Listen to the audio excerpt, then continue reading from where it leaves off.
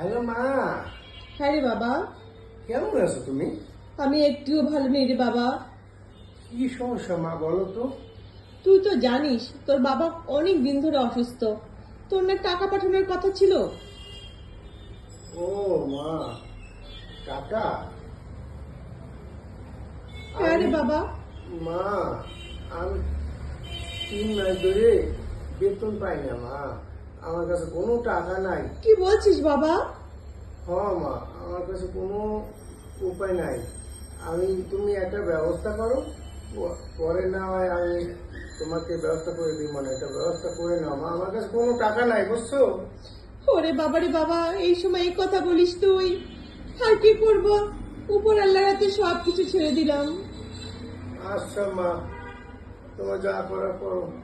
রাখি, এখন আমার সময় নাই। ঠিক আছে বাবা, আচ্ছা মা, রাখি। ঠিক আছে।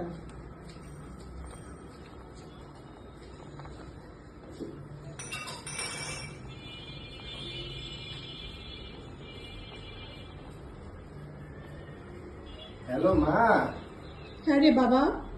টাকা গেছে মোবাইলে? হ্যাঁ দেখলাম তো আসছে, কিন্তু তুই না বললি তুই পাঠাতে পারবি না। ও মা, অন্য দিক দিয়ে একটা ব্যবস্থা করে পাঠাইছি, কোনো সমস্যা নাই। তুমি ভালোভাবে গিয়ে ডাক্তার দেখাও বাবাকে, আর তোমরা ভালো করে খাওয়া দাওয়া করো বাবা। মা? আচ্ছা বাবা।